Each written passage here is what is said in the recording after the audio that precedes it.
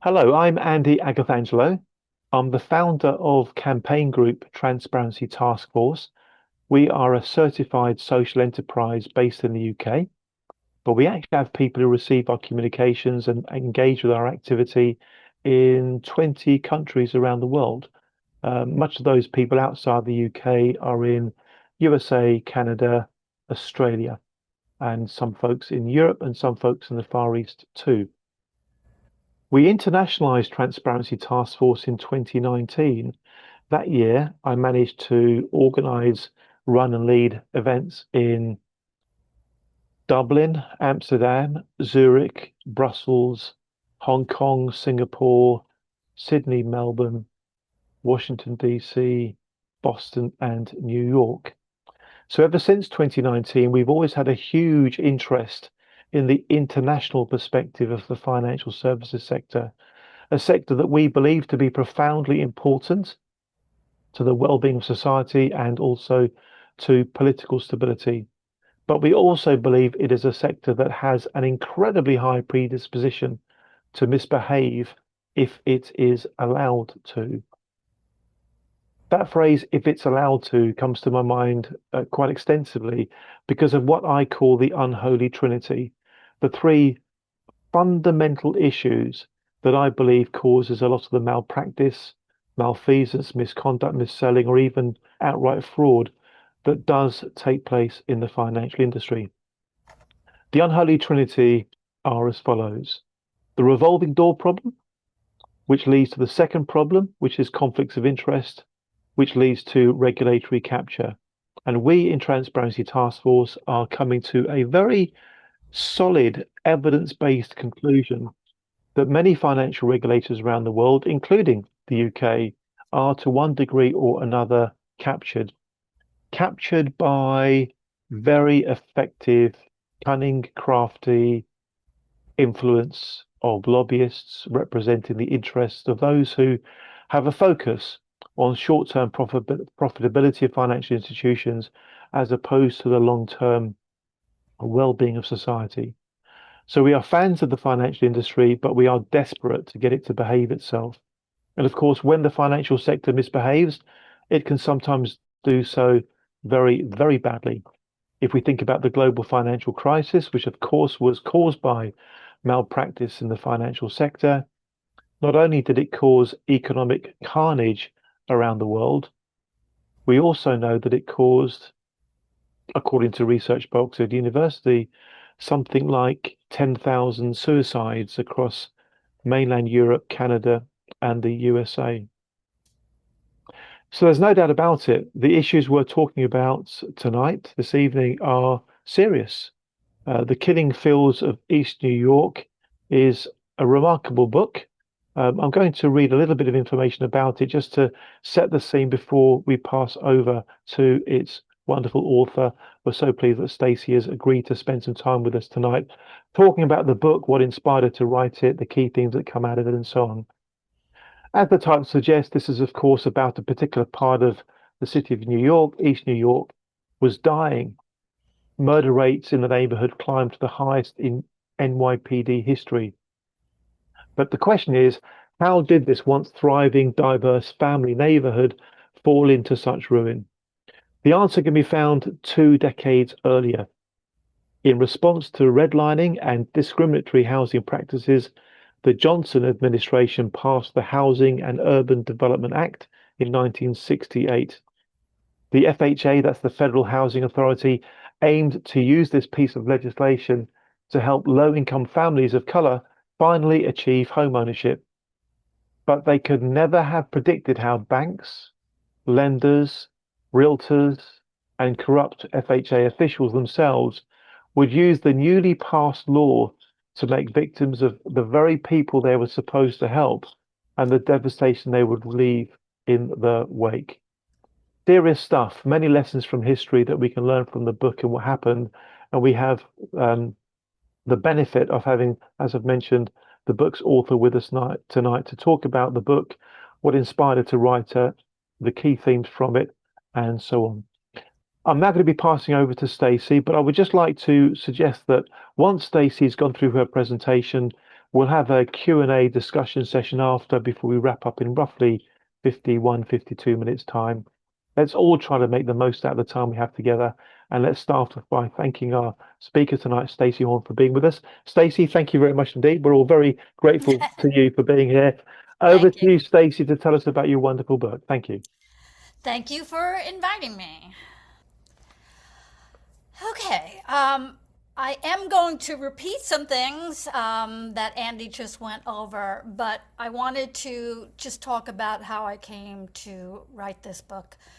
Um, 20 years ago, I wrote a book about the NYPD's Cold Case Squad, and this is a group of detectives who go back to try to solve old unsolved homicides. And in the process of researching that book, I learned that East New York, which is in Brooklyn, had the highest number of unsolved homicides in New York City, and I never forgot that.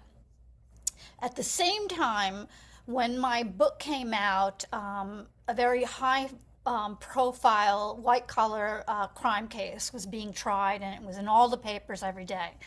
Now, I have no background. I had no background in homicide, but I had no background in financial crimes either. But I had just come off a couple of years of researching murder, and I was able to learn everything I wanted to know about murder in the United States. How many were committed, how many were solved. I could basically tell you how many people are murdered in every single city, town, state in the United States, and how many were unsolved. So there's all this data out there. So when this white crime was being prosecuted, I just got curious, like, how extensive is white collar crime? How many crimes are being committed? How many are arrested? How many people go to jail? So I called every organization that I thought would be able to answer that question. I called the FBI, I called the DOJ, the SEC, attorneys general across the United States. And by this time, I had pitched this to the New York Times as an op ed. So all the people I spoke to knew that they were speaking now essentially to the New York Times. And when I asked them, how many people are arrested, how many people go to jail, how extensive is white collar crime in the United States, nobody could answer that question. Not even for the crimes that they were investigating. No, there was nobody was tracking that data. And I thought this was a big deal. Like, I couldn't believe it. Like, zero databases for this. And I wrote the op-ed, and I thought, there would be some kind of response. Like, we essentially have no picture of white collar crime in the United States. It could be extensive and devastating. It could be minor. We just don't know.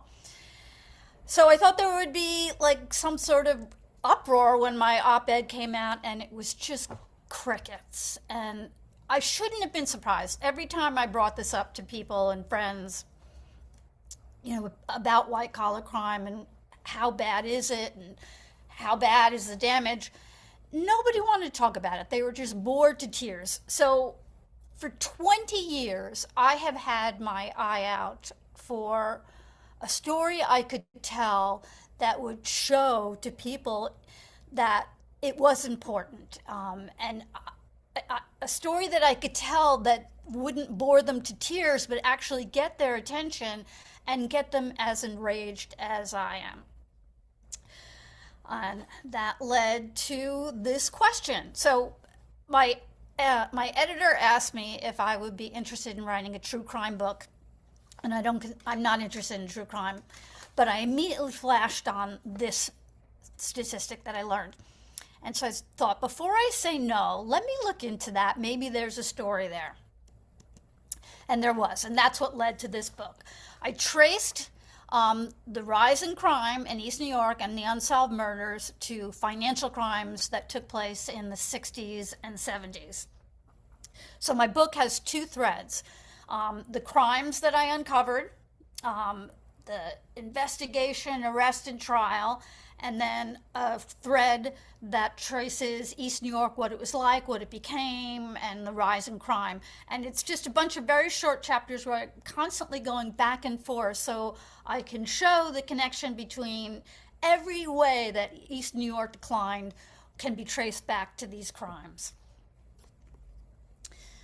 So Did that just do it or did I do it? Anyway, so I knew nothing about East New York. And in my head, what little I knew gave me the sense that it was always a dangerous and terrible neighborhood.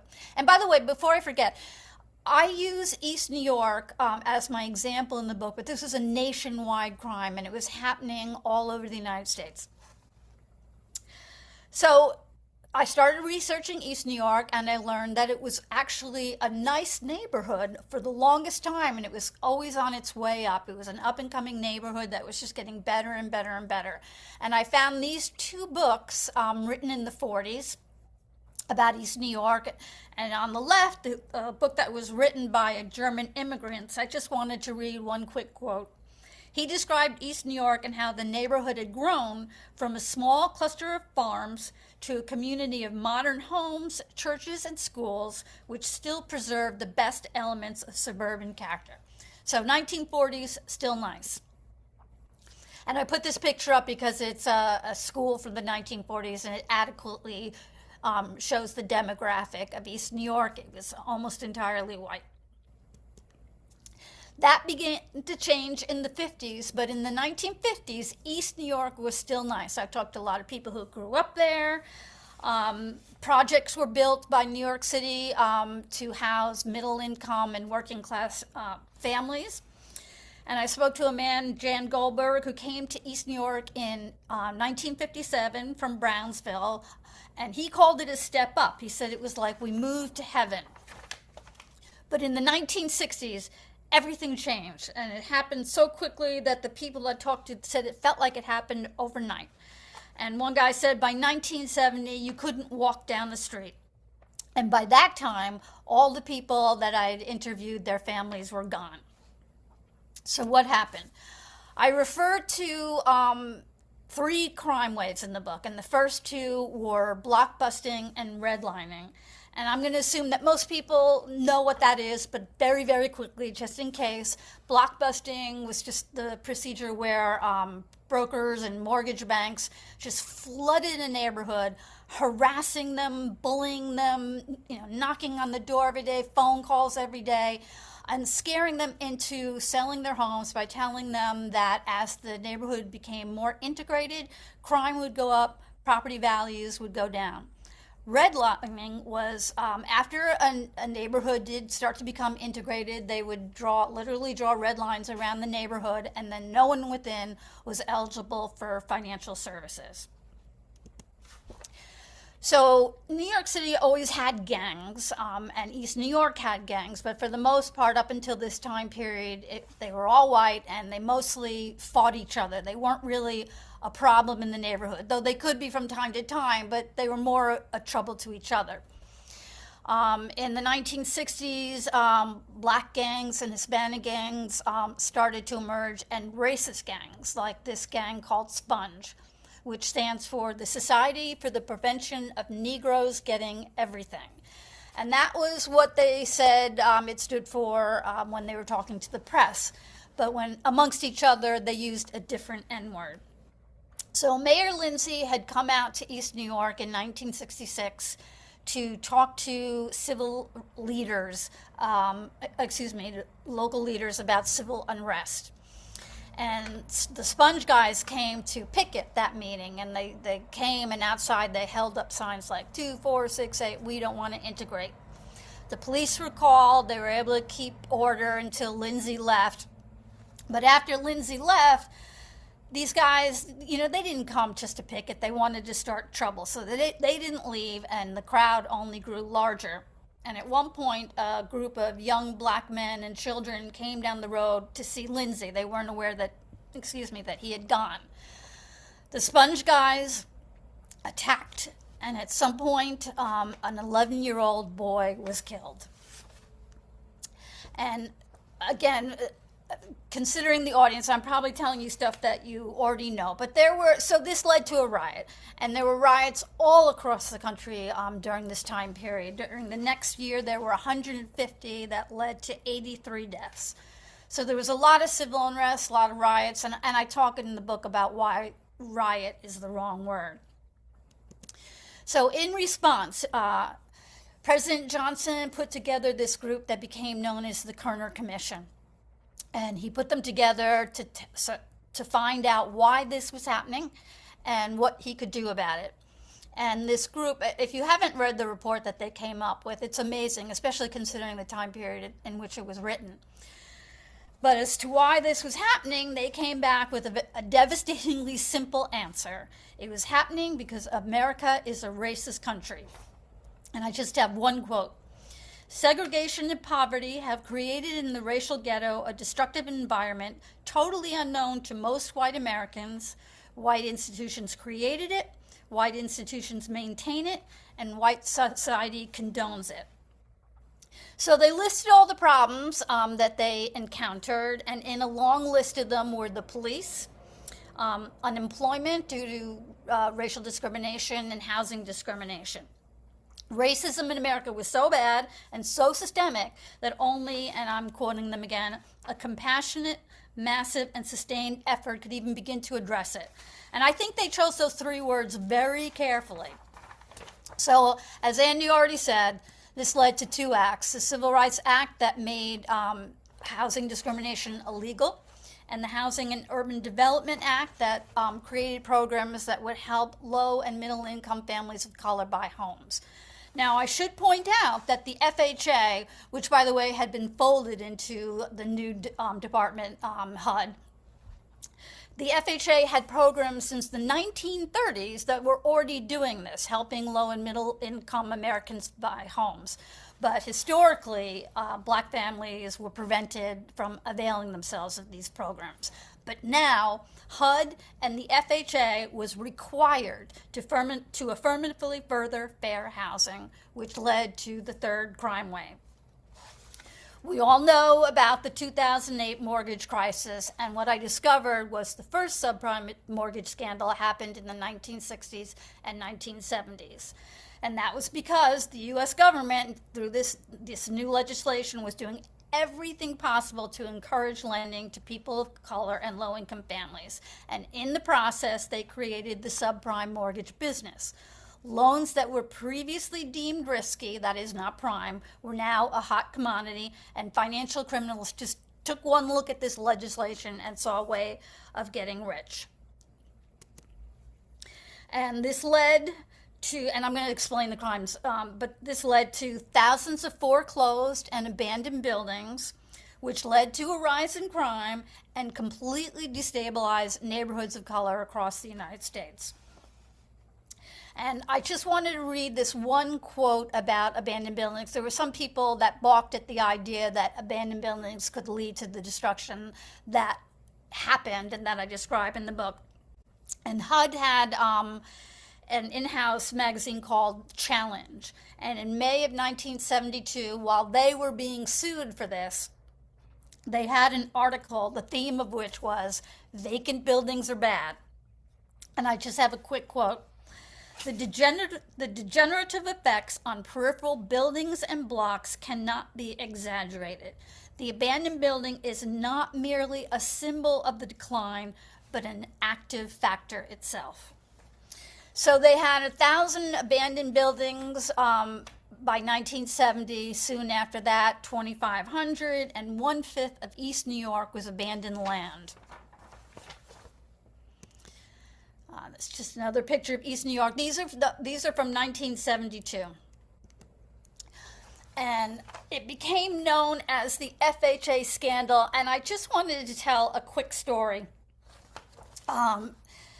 When I was researching this crime, I also researched the 2008 subprime mortgage crisis. And so I read a bunch of books. I read The Big Short. And this is a still from a movie made from The Big Short. And at the time, in the 1970s, I got a lot of information from this Senate investigation that took place. And I found this quote from one of the first investigators who had uncovered the crime. I guess I should tell that really quickly.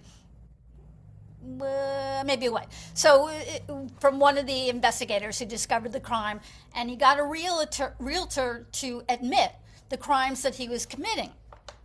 And well, and so he didn't know the guy was about to confess to crimes. And so he said, when the guy started telling him what he was doing, he says, "Do you want a lawyer?" And the guy goes, "What? I'm happy to tell you what I'm doing. I don't need a lawyer. Everyone's doing it." And when the guy learned what the crimes were that he was committing and who the victims he was targeting, which were poor people essentially and immigrants, he was just flabbergasted at the cruelty. And in his Senate testimony, he just says, like, do you understand what you're doing? Do you realize that the people that you targeted are now homeless? These acts, these programs are supposed to help them. You were supposed to help them. Like, he just couldn't believe this guy knew what he was doing, knew how these people were harmed, and just kept doing it over and over and over. And so when I watched The Big Short, I essentially saw that exact same scene take place, but in the 21st century. And in the movie, Steve Carell plays a character that's, interviewing these financial brokers, trying to get them to tell him what they're doing, and they were just telling him openly, and he was also shocked. So he said, "Excuse me a second," and he goes off to the side with his colleagues, and he goes, "Why are they confessing?" And the guy goes, his colleague says, "They're not confessing, they're bragging." So he goes back, and he questioned him in the same way that the 1972 investigator questioned him. He goes, "Did these people know what they were getting into? Did they know what they were buying?" And he goes, "Oh, I just target the immigrants, and once they learn they're going to get a home, they'll sign wherever I tell them to sign." And it was the exact same thing in 1972, and I'll go into that when I go over the crime. So what was the crime? It was known as the FHA scandal. Because of blockbusting and redlining, the neighborhood was starting to decline. People couldn't get loaned to make repairs when their buildings needed it. Money wasn't going into the neighborhood, and so the brokers and bankers took advantage of that. They could buy a lot of buildings cheap. And before the FHA is going to insure a mortgage, the next step would be an appraiser goes to the building, checks everything out, makes sure everything is okay. And if it's not okay, he makes a list of the things that need to be repaired before the FHA will insure the mortgage. Then the appraiser and the underwriters will then give a provisionary appraisal of what the building was worth. But the criminals that I write about, mortgage bankers, brokers, and all the people that helped them, had bribed FHA appraisers and underwriters to say that the work was done and that a home that was essentially borderline slum was worth the same as a nice house in the suburbs. So they'd buy a building for $5,000, spend $100 in paint to make it look nice, and then would sell it for 3 times what it was worth or more, which doesn't sound like a lot, but they still made millions. And people who had come in to rent, they'd say, "Why rent? And get another terrible building with a landlord who never fixes anything when you can have a nice house and it's yours. You own a home."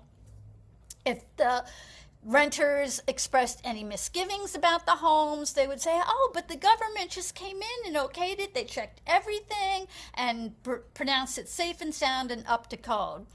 And so these people, just like that guy in The Big Short, the immigrants, they'll sign wherever we tell them to sign once they learn they could get a home. It was the same thing now. These people were an easy mark. This is the 1960s, and these were people who never thought that the American dream, owning a home, was going to be something that they would attain. So they too signed wherever they were told to sign. In case anybody reads my book, I just wanted to give some faces to some of the people that you'll read about. This is one of the real estate brokers who was in on it. She was the daughter of German immigrants, which I thought it made it more terrible that she was in on a crime like this.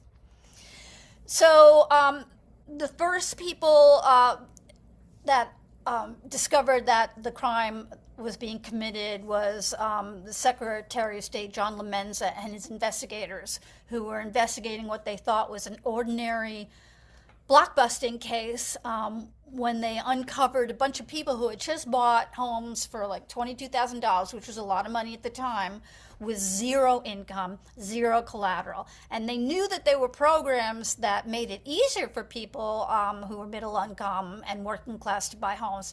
But you couldn't have zero income. You still had to be able to establish, you still had to fill out applications saying that you could make those mortgage payments. But they had also bribed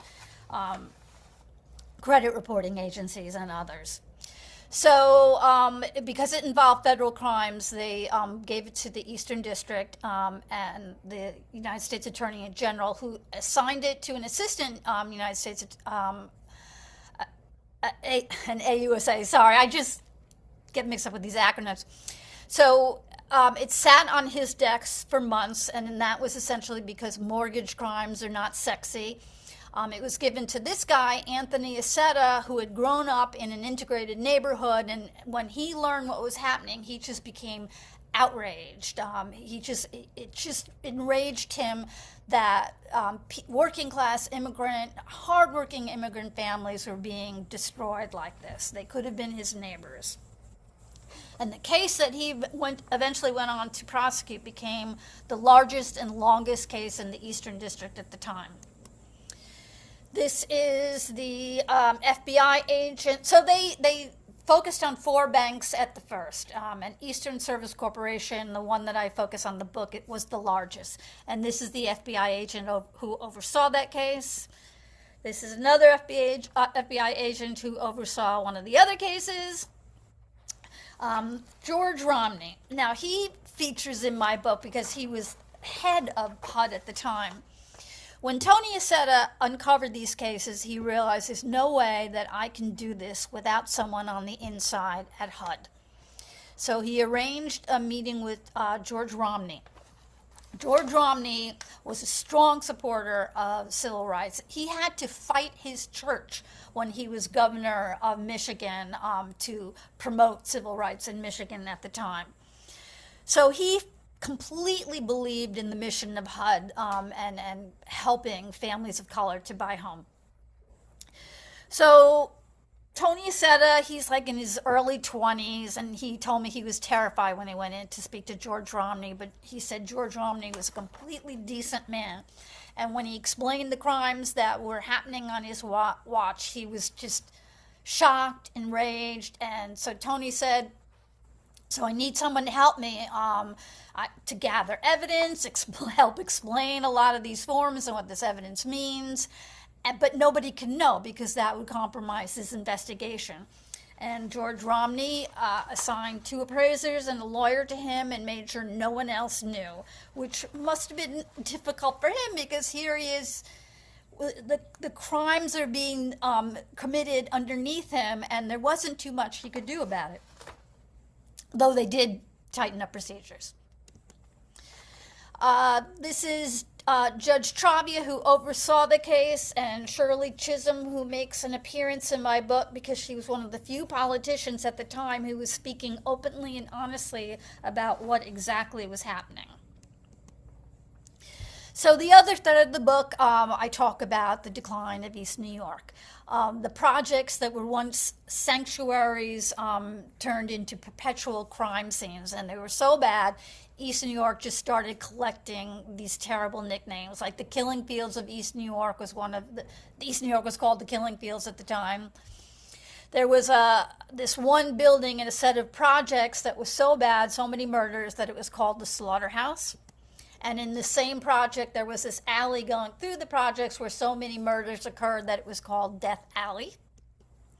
This is another projects, and the intersection was called the Four Corners of Death. So what I was researching in addition to the crimes was the response to the crimes. And the response to the crimes in East New York and other neighborhoods of color across the United States was essentially going into retreat. Instead of New York sending in the cavalry, they just stepped back. And so schools were closed.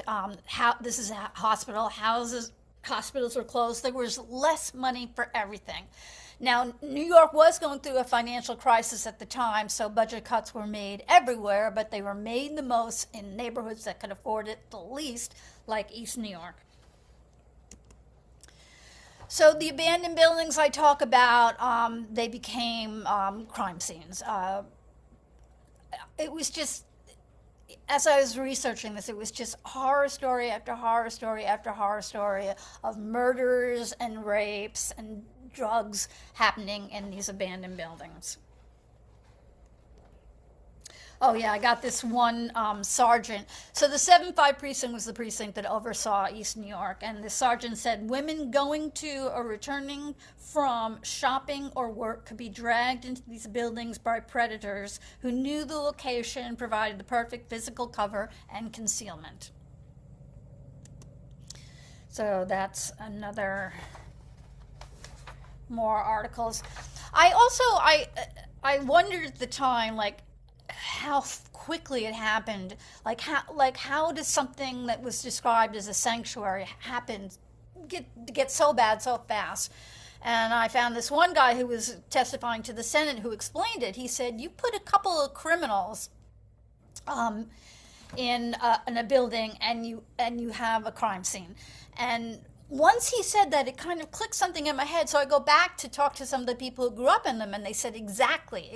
Like, you get one bad guy who moves into the building. He starts terrorizing his neighbors who start to leave. More bad people come in, and within a year, they're running the building. So the total murders for the time period 1980 to 2024 in East New York were 2,001. And of those murders, 688 were unsolved. And when I wrote my book, The Rest is Sleep, I learned a lot about which murders go unsolved and why. And I'm not going to go all into that now, but one of the statistics I did learn was if you have, I don't have it in front of me now. Actually, I don't want to say in case I get the numbers wrong, but if you are a person of color, you are much more likely to be murdered. But if you are a person of color, your murder is 4 times as likely to go cold. So East New York had this joke saying catchphrase, the 7-5 precinct had this catchphrase, give us 22 minutes, we'll give you a homicide. And that joke came from, at the time in New York, there was a news radio station. Their catchphrase was, give us 22 minutes and we'll give you the world. So this was a play on that catchphrase.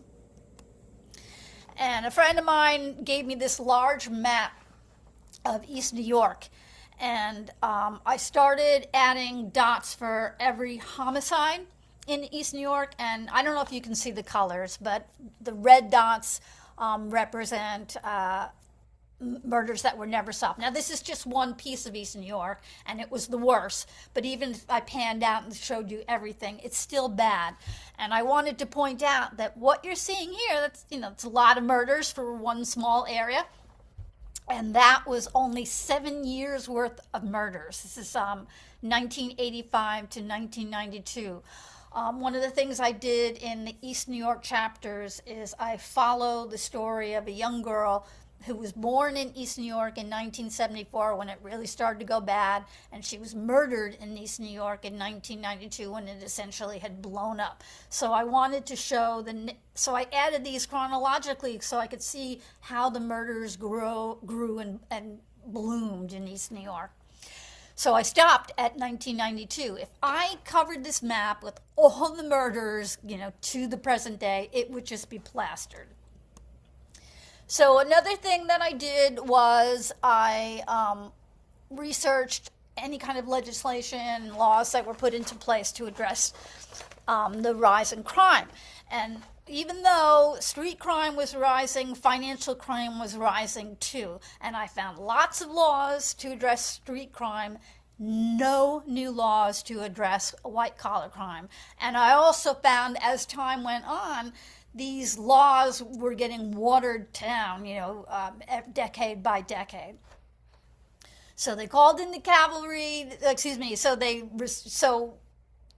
They did everything possible about street crimes, which needed to be addressed. Nothing about financial crimes. Oh, and this is just a picture of the young woman whose case I follow in the book. As crime was going up in East New York, crime was also going up in the NYPD, and I tell a number of terrible, terrible stories to illustrate that. And the horrificness, I cannot exaggerate. But this guy, he was transferred to East New York in 1983. And I also, from another book, learned that East New York was kind of a dumping ground for officers who had problems. So Michael Dowd and his partner and other officers in the 7-5 essentially partnered up with drug dealers in the neighborhood. They supplied them with guns, they supplied them with police radios, and information when there was going to be a raid. And for that, each of them made $208,000 a year, which was a lot of money at the time. So the community, while the city, step back, the community step up to the plate. And this is just a partial list of the groups that I learned about who tried to do something about what was happening in East New York and across the country. So these are both local groups and national groups. Oh yeah, I was going to stop there because I didn't want this to go on too long. Stacey, that's been absolutely incredible. Thank you so, so much for sharing your thoughts in such a structured and helpful way. I've got so many thoughts and ideas and questions in response to what you've said that I could kind of hog you all night, so to speak, but we will make it more participatory than that. So, folks, if you'd like to chip in with comments and questions, please do so in just a moment after I get a couple of my own thoughts across to Stacey. In broad terms, if you zoom right out of all of the detail, do you feel that the underlying causes of the white collar crime that you've referred to are still with us today? Or is this now a problem that's been solved, Stacey? What do you think? The problems underlying the crimes haven't even begun to be solved. And Right. for me, it all came down to greed, but it also came down to racism. That was one thing that really shocked me about this book. Like, I didn't know what I was going to find. And as I began to research, I saw, oh, well, this has, little to do with the racism. And then this has a lot to do with racism. And by the time I was done, I thought it has all to do with racism and wealth and power. But no, like, this is the thing that kills me. Like, there almost, and I know all of you already know this, like, there is so little done to investigate and prosecute financial criminals, to stop financial crimes from even happening. I swear, Mm. to me, I feel like all a financial criminal has to do to get away with a crime is to just commit it. Nobody's coming after them, nobody's going to stop them. And right now in our country, the current administration has really taken any kind of breaks off and said, go ahead. Lawyers for HUD, lawyers for the IRS are leaving or being fired. Budgets are being cut wherever these kind of investigations used to take place. Stacey, thank you. The topics you're referring to are of enormous interest to not just the Transparency Task Force, but also the All-Party Parliamentary Group on Investment Fraud and Fairer Financial Services. I mentioned in the chat that the current chair of the All-Party Parliamentary Group successfully persuaded the Backbench Committee to allow a debate in Parliament on the theme of hidden credit lines and the role of the Financial Conduct Authority. Now, this is very good news for our cause, Stacey, because that debate will create a first-class opportunity to bring to the fore the kind of skullduggery, shenanigans, crime, fraud that are at the root causes of so many of the issues that we've got in the UK.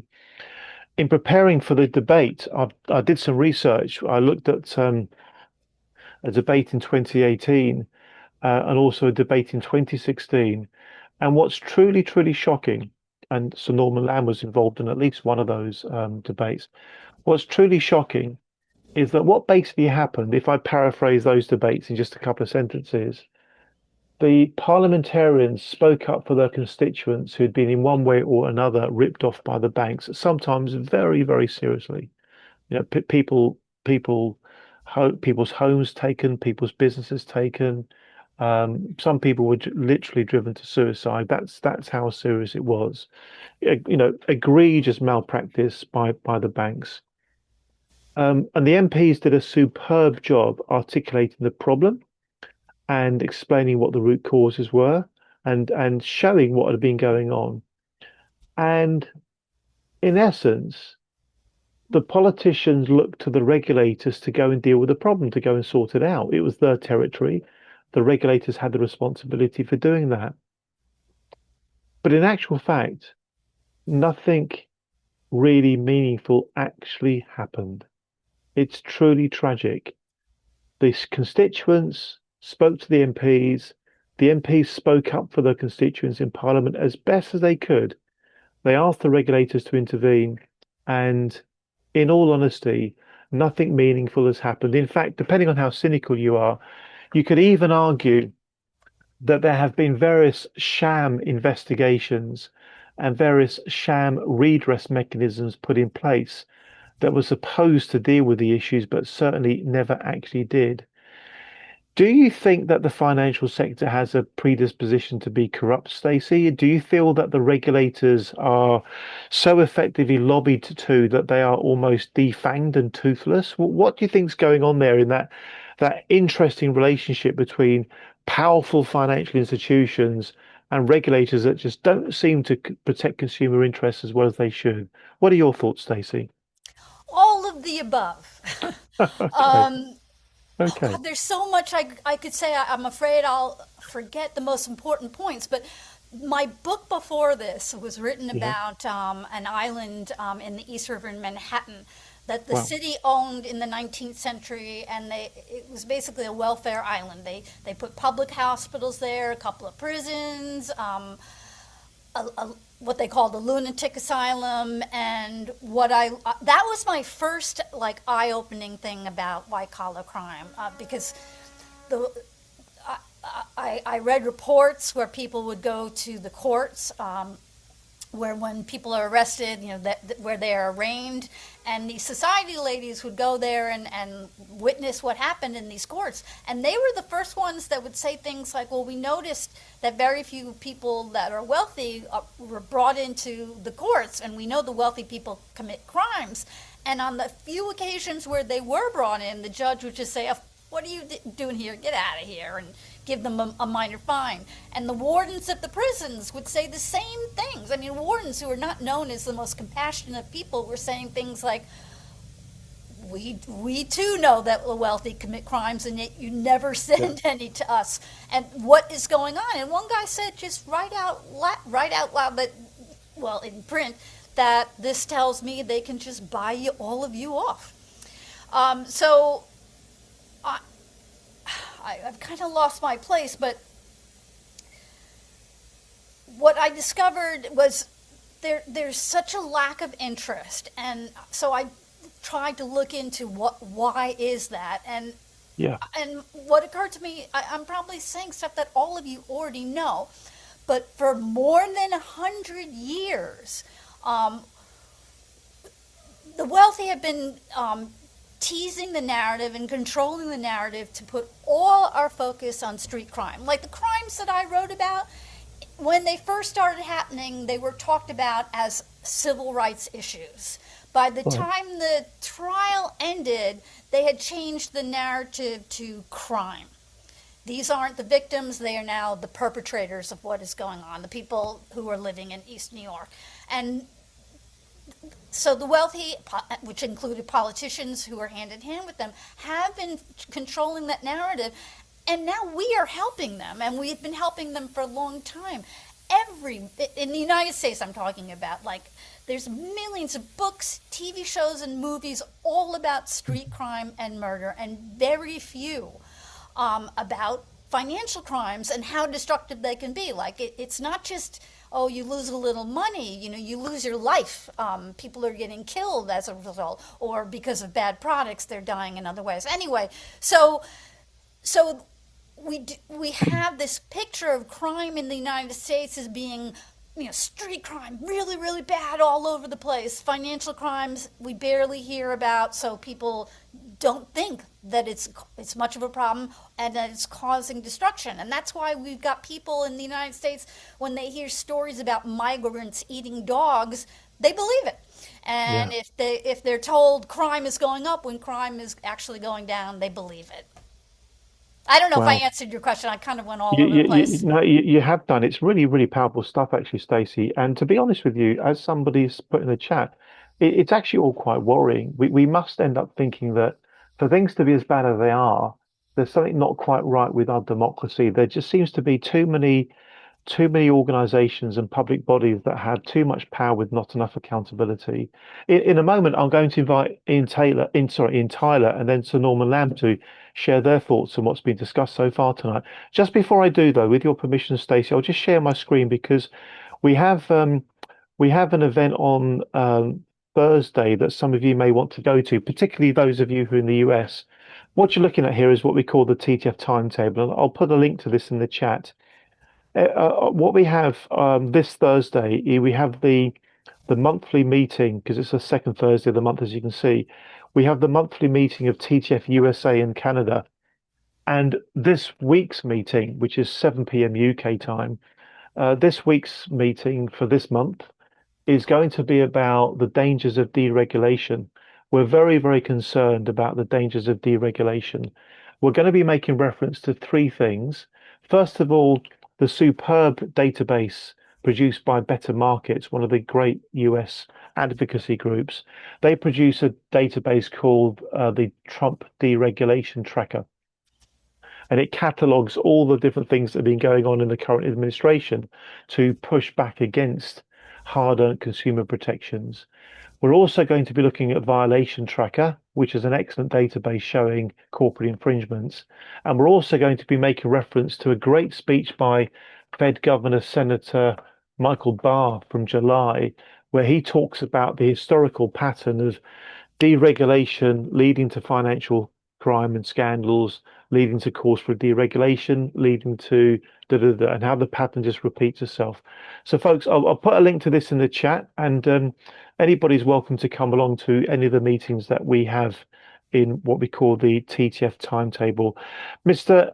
Ian Tyler, for those of you that don't know, Ian's a great ally. Ian's a former senior banker.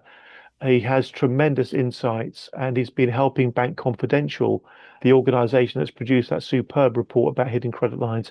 Ian, what would your reflections be on what Stacey's been explaining tonight, and anything else you'd like to share, please? Thank you, Ian. And then we'll go to Sir Norman Land. I think my first comment would be that the UK experience is very similar to the US. It's quite clear to me that we don't take fraud in the broadest sense of the word seriously. Yeah. There are just so many examples of fraud.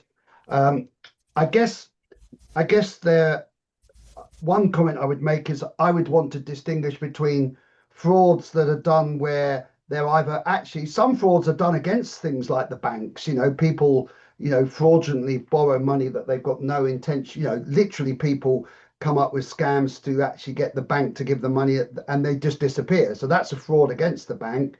And there's also frauds where the infrastructure the banks provide are used, so like push payment fraud and things like that. So the banks are not they're trying to help the customer, but their infrastructure is being used.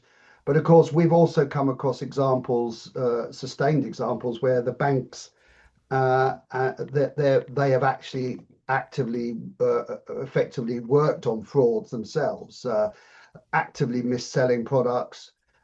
I guess the reason why I think financial services is so prevalent in this space is just because there is just so much money. There's so many different opportunities. One of my observations years ago was actually things like mark-to-market accounting is much more likely to lead to fraud because people when you're doing fraud, you want to get the money now. You don't want to wait years to get the money. So nearly nearly all the really, really bad examples of banks, like the mis-selling of PPI, was all because the banks could take an upfront profit on the selling of insurance. That was an accounting decision. So they mis-sold loans and insurance so they could take the profits on insurance. The mis-selling of derivatives was solely because they could take a big day one profit on the selling of derivatives. That was the driver behind it. And there's lots of accounting frauds where, and the reason that's exciting to the banks is it sort of shores their balance sheets up, but actually, more importantly, it goes into the bonus pools and certain senior people get rewarded well. So there's a lot of incentive for short and dodgy practice.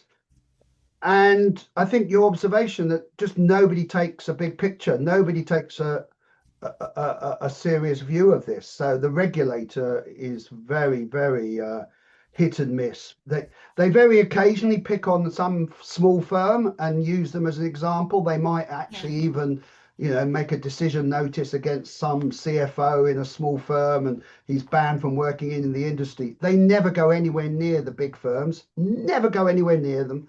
The only thing a big firm that can do that will actually get them into trouble with the authorities is anti-money laundering. That is taken quite seriously now, anti-money laundering. But in almost any other activity, if you work for a big bank, you're pretty safe to do what you like, really. I mean, there's one, isn't there? There's one bank manager that went to jail after the 2008 thing in Lloyd's. One manager from Lloyd's Bank in wherever it was, Reading or somewhere, that went to jail. But there should have been a lot more. Yeah. And I think that would be my comments, really. So not dissimilar to the US experience. Very depressing if you've actually been subject to fraud, because you go round the houses telling the police, the National Crime Agency, the regulator. Nobody wants to know. Nobody will do anything. It's and nobody will take responsibility. That's the sad truth. Yeah. Thank you, Ian, for those candid comments, which I fully agree with. Sir Norman Lamb, thanks again for being here, Norman. Please do feel free to share any thoughts you'd like to. Thank you. Well, thanks. I wasn't expecting to be saying anything this evening. I was just wanting to quietly listen in, but now you've given me the invitation.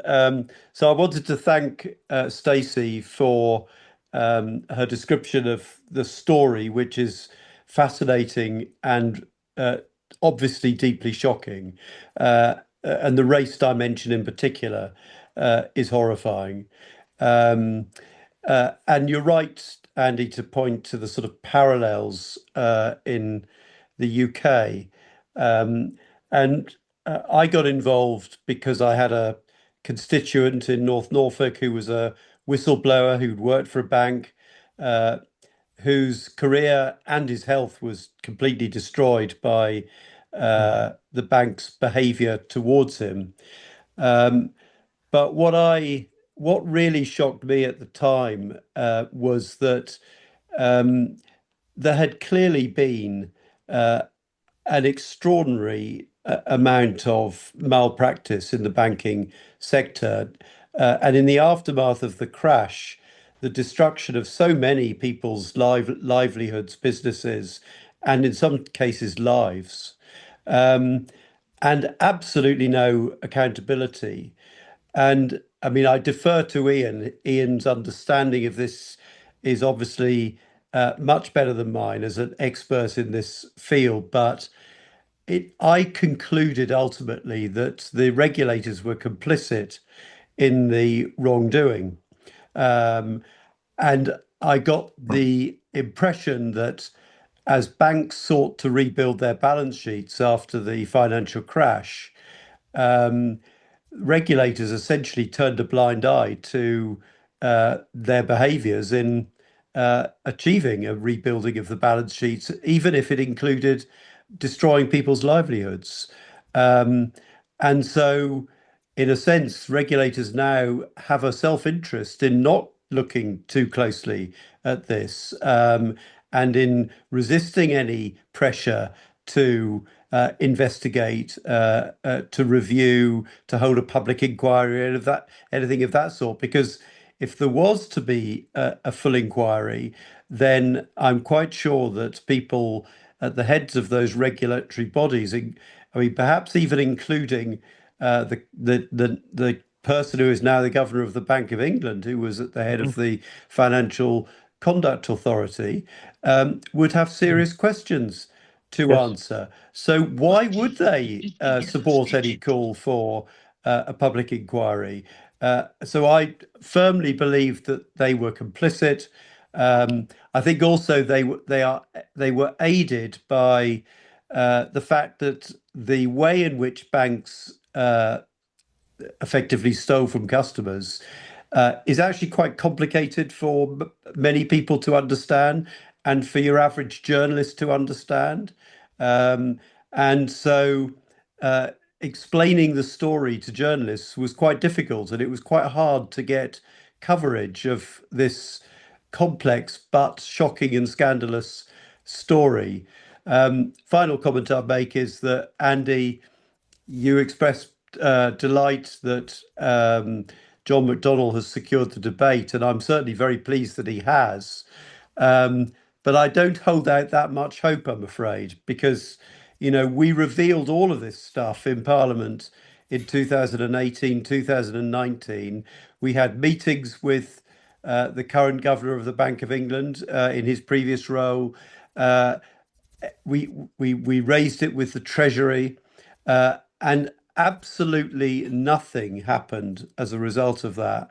Now, it may be that for some reason it catches fire this time, but I'm not holding my breath. And I think there is such a vested interest in keeping the Yes. lid firmly on this Yep. that I don't have much confidence that it will see the light of day, and that's really shocking. I really appreciate your candid comments, Sir Norman. We're very tuned into the idea that if any such inquiry is becomes the responsibility of the banks and or the regulators, it will be, plain English, a whitewash. And we're hoping that the framing of the request for the inquiry will be, for the long list of reasons we can give, organisations such as the Financial Conduct Authority, UK Finance, the banks must not be allowed to take responsibility for what now happens, because they have effectively proven that they are either unwilling or unable to make the justice that needs to happen. And that's how we're going to try to frame the narrative moving forward. We'll give it our best shot, Sir Norman. We've got a few minutes before we need to wrap up. Just before we do, we'll go to anybody else that wants to chip in with any quick comments or questions. And then I can see we're going to go back to Stacey for her final comments before we do bring today's conversation to a close. Tony Lawler, can I say something? Please do, Tony. Tony's one of our superb members in what we call TTF Ireland. You might be able to tell from his accent. And this is a man with extensive technical, legal knowledge about the very issues we're talking about. We respect Tony's opinions on a lot of matters to a great degree. Mr. Lawler, over to you, sir. Keep it short. Thank you. I agree with Sir Norman, what he's after saying there a minute ago about these things not seeing the light of day. We had a banking inquiry in Ireland in 2015 following the crash, and the whole inquiry was controlled by terms of reference, which prohibited light being shone into the corners that needed to be shone into. And the trappings of all this, if you remember, Andy, only 2 weeks ago when we were in Dublin and Jim Sheridan, the film director, got up, and words that he said have stuck with me ever since. And that is that it has to be this way. Now, if it's not this way, all these people who Sir Norman was talking about, that governor of the central bank in England and things like that, all their games are exposed if it's not this way. And they know that.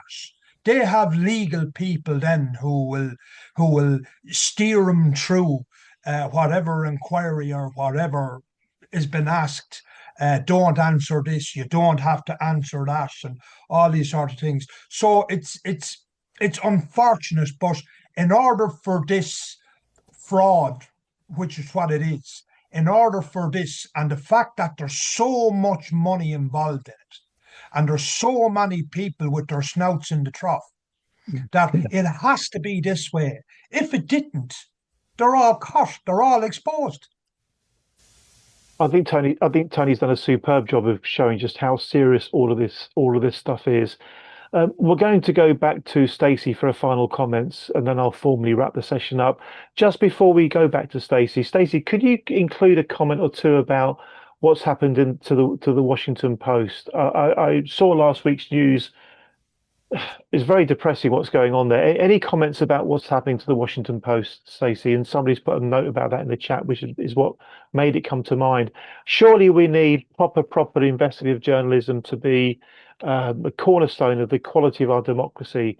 What do you think about what's happened to the Washington Post? And then your final comments, please, Stacey. Thank you.